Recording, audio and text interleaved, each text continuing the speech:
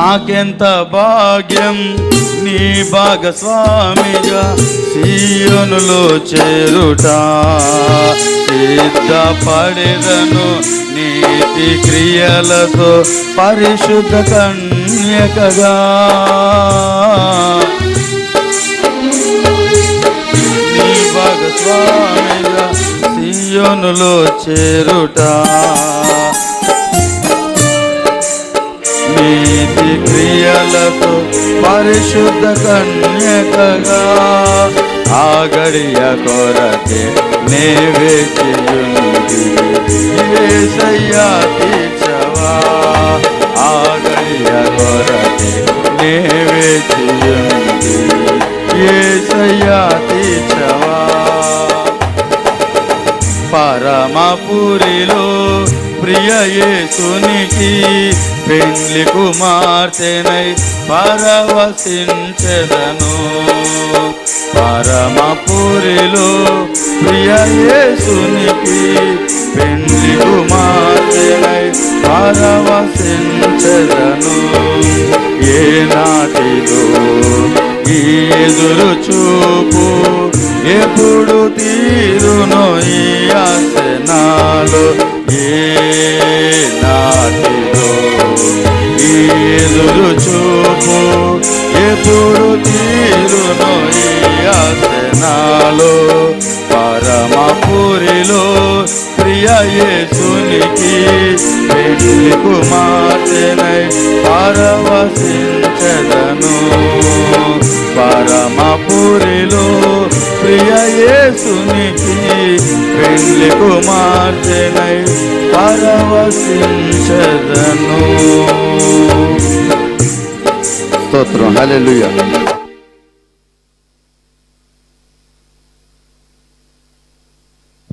Praise Lord. Hallelujah. సంసారం వస్తున్నావా? ఓ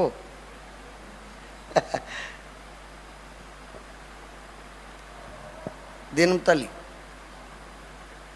మీరు రెడీగా ఉండండి. స్తోత్ర. హల్లెలూయా. దేవుని సంఘబిడ్డలకి అందరికీ వందనాలు. అలాగే వేదిక అలంకరించిన పెద్దలకి అందరికీ ఆత్మీయులకి వందనాలు చెల్లిస్తూ ఉన్నాను. నేను నెల్లూరు నుంచి వచ్చాం. నా పేరు సంసోన్. ఎలా పోయిన సంవత్సరం ఇక్కడికి వచ్చిన విధానంలో చూస్తే సేవ అనే అనుభవంలో ఉన్నాం. కానీ కొన్ని సంవత్సరం సేవకులతో పెద్దలతో కలిసి సేవా పరిచయలు కొనసాగించబడ్డాం. కానీ లాస్ట్కి వచ్చి ఏమైందంటే, ఇప్పుడు కాదు చాలా సమయం ఉంది అనే మాట ద్వారా చాలా హృదయం గుచ్చుకుంది. వేదనతో ఉండిపోయాం. సహోదరుడు ఒక పాస్టర్ ద్వారా, మరొక పాస్టర్ కాలేబ్ ద్వారా మేము ఈ ప్రాంతానికి వచ్చాం. దుఃఖంతో వచ్చాం, వేదనతో వచ్చాం. సేవ చేయగలదమా, చేయలేమా? అసలు మాకు సేవ అనేది ఉందా? ఆ సేవ పిలుపు ఉందా? ఆ సేవా దర్శనం ఉందా అని వేదనతో వచ్చి ఇక్కడ కూర్చున్నప్పుడు దైవ సేవకుల నోటి ద్వారా వచ్చిన మాట మమ్మల్ని ఎంతో బలపరిచింది.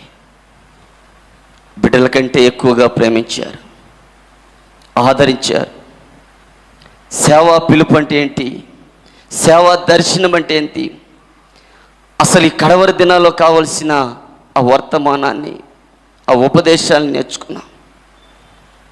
ఎంత ధైర్యంగా వెళ్ళాం.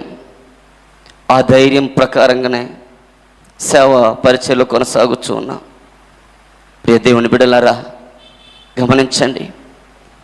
ఎంతో సమయం ఉంది, ఇప్పుడు కాదని కాదు, కానీ సమయం లేదు.